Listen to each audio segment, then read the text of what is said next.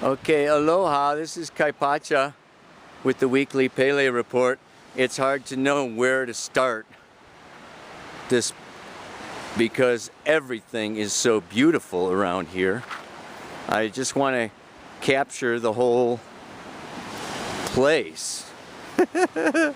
Oh my goodness. So it's May 22nd of 2013. We are preparing for the lunar eclipse on Friday at 4 degrees of Sagittarius. In the meantime, and I'm coming into some wind here, but I really wanted to get this because I wanted to get these mountains in the report. So I'll just try to shout. I hope the wind isn't too loud. And you can hear that on this weekend, Sunday, the Sun squares Neptune exactly, and on Monday, Mercury conjoins Jupiter, and Tuesday, Venus conjoins Jupiter. And I'm just going to give you a shot of this beautiful lake here. And you can find a place to give you a report where it's not so windy.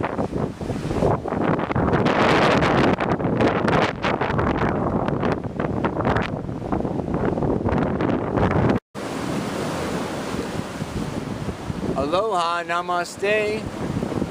This is Kaipacha with the weekly Pele report, and this one is for May 22nd of 2013, and this is like take number 25. Jesus, man. Talk about Gemini. We got the Gemini going on here, you know, kind of fickle. Kind of like can't make up the mind, what's right place, this, that, and the other thing. It's crazy. And then I'm out here I'm on Lake Tahoe right now. The wind is blowing. Gemini's an air sign. The wind is blowing. I can't like find a place with no wind. You know, we got this time going on now. The sun's in Gemini square Neptune in Pisces. Neptune in Pisces is the perfect dream. Everything is beautiful, perfect, no problems, no troubles. Sun's coming into Gemini going, you know. The square is a little bit of a tension between trying to make that dream happen right down here on planet Earth. I'm having to shout because of these waves. Oh. God, the troubles of everyday life. Let's look at it a little more in depth though, yeah? It's a very exciting time this week because we have a lunar eclipse coming up on Friday. It's at 4 degrees of Gemini and Sagittarius, and it kind of closes up the eclipse season that we have been in. April 25th, lunar eclipse. May 9th, solar eclipse. And you know, now May, what, 23rd, 24th, 25th, yeah, lunar eclipse. Lunar, solar, lunar. On the south node of the moon, this is actually a very minor lunar eclipse. Only 4% of the moon actually gets covered. But nonetheless, it's this window of time period during this eclipse that is really powerful. It's very important. The fact that a lunar eclipse happens, that closes, completes, and finishes the past. The moon is the past. Whether we're comfortable with it, familiar with it, that lunar eclipse, you know, in the end of April, was letting go of an old way of being with the opportunity of a new birth happening at the solar eclipse. Okay, and now this 2-week period between that solar eclipse on the 9th and the lunar eclipse on the 25th, it's like, okay, the new reality, the new path, the new illumination gets kind of solidified, gets clear. So this is this transitional time between the past and the future. Now it's very interesting that both the first lunar eclipse and the solar eclipse happened in the sign of Scorpio Taurus. And this final eclipse, the lunar eclipse on Friday, is Gemini Sagittarius. I talked a little bit about, stuff going into Gemini last week. Let's look at it. Now we've got Sun, Mercury, Venus. Mars is still hanging out in Taurus. Jupiter, Lilith, all in Gemini. It's the twins. I got an email, somebody wanted to know more about Gemini. And Gemini is one of the least appreciated and least understood signs of the zodiac. So I'm going to go into it a little bit here, if I can relax. Man, I'm all excited here. Gemini does that to me. It's a deep, significant sign. It is the first human sign. We've got Aries the ram, then Taurus the bull, then we come into human beings. Castor, Pollux, Helen, Clytemnestra. It was two sets of twins. Zeus appeared to Leda as a swan and impregnated her. She was the queen of King Tyndareus. And so she gave birth to two sets of twins. One of them celestial from Zeus, and one of them earthly from the king. So this is very powerful because it's not only above and below, right, celestial and earthly, but then masculine and feminine. It's like this whole quadrature that really ties all of these polarities together. And the stories of these twins is phenomenal.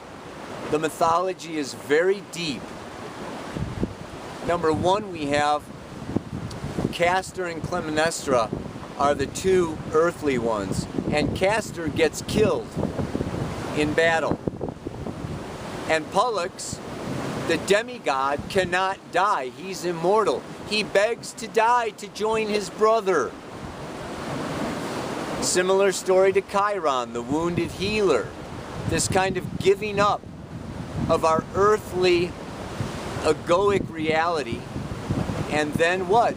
Zeus puts him up in the night sky as Gemini, the twins, so that the two brothers could be together eternally, but not on earth.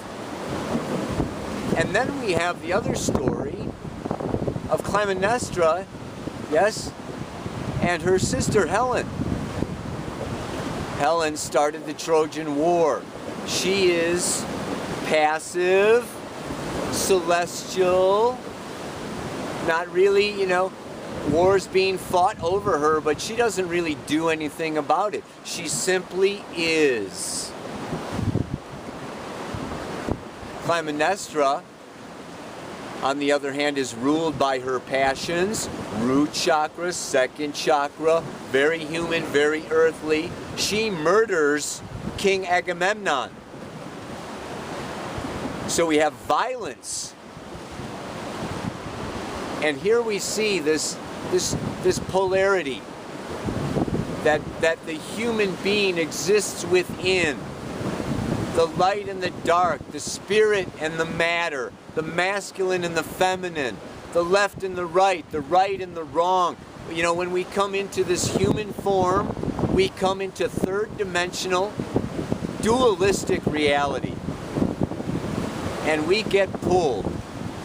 And it is separation. And this Gemini then has one foot in heaven and one foot in hell. The upper world and the underworld. And it's forever wanting to bring these two into consciousness. It's an air sign. Intellect, consciousness, awareness. So a lot of times it's too up, other times it's too down. So people see Gemini as inconsistent, can't make up their minds, schizophrenic, don't really know. It's not an easy place to be. A lot of times, you know, the forked tongue, you know, the serpent with the forked tongue, speaking with the forked tongue. This is a Gemini phenomenon, you know, and it's, you know, it's the dark shadow emerging out of the earthly that comes out every once in a while. So Gemini's got this strong shadow quality. But the other quality that it's got is this innocence. The puer and the puella, the eternal youth, are associated with Gemini. We're coming out of this impulse in Aries, grounded into, the desire body and the sensuous sexual nature of Taurus, comes up into needing awareness and communication and exploration. Gemini is the gypsy, the student, the one that looks and travels and seeks, wants more information, more ideas. So we're in this time period now, and it reminds me of the Chariot card in the Tarot. The charioteer is looking into the Holy Grail for the directions to set off on its journey. Gemini, we are setting off on a journey right now. The journey is the new paradigm. The journey is the new reality of non-dualistic consciousness, moving from the duality to the single. So this evolutionary process that we're all in right now is confusing, scary. There's times when we go too far one way, too far the other way. We're too light and pure and spiritual, or we're too self-indulgent, passionate and violent or angry. And it's really, it can be challenging. It can tear us apart, and or it can lead us into the dance of the universe card in the Tarot. The naked lady dancing with the snake for all eternity. This is the wheel. And this is the potential, the possibility. It's a very creative time where we can tap into, with our Gemini, we can unite the worlds. We are it. We are the ones we have been waiting for. We unite the masculine and the feminine, the light and the dark, the spiritual and the physical. We are it. We can celebrate all of these polarities and the craziness and the wildness. And it's beautiful with this square to Neptune and Pisces going on. And we've got this Mercury-Venus conjuncting Jupiter this week. I mean, it's like, whoa, baby. This is a time to celebrate the diversity, to celebrate the craziness, and to not take it as too real, to not take it as too serious. People don't like Gemini because they make jokes and they don't take it seriously, and they're just like, da-da-da-da-da. Everything's relative. Move on. But there's a goodness in that.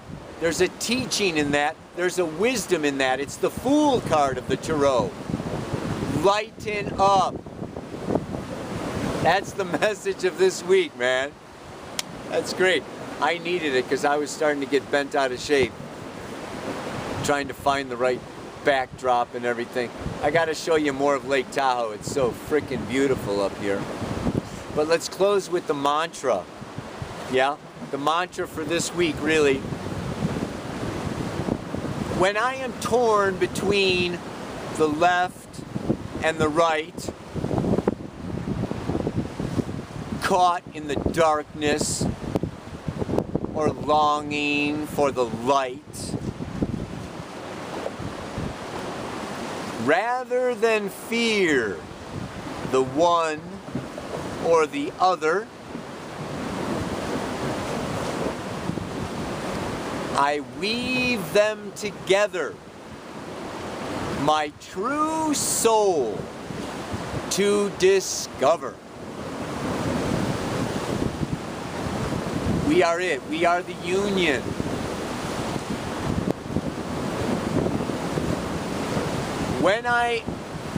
What is it again, man? When I am torn between the left and the right, caught in the darkness or longing for the light,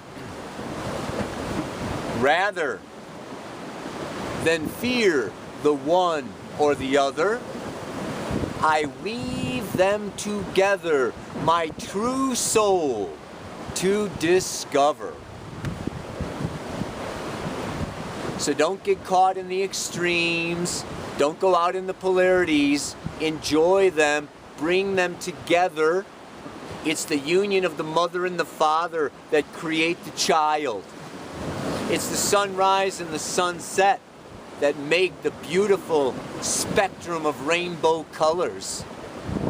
We unite these polarities, and that's the magic.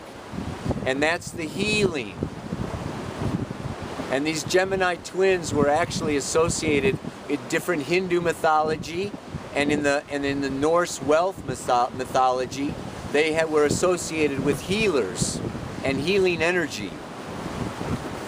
So this can be a really healing time.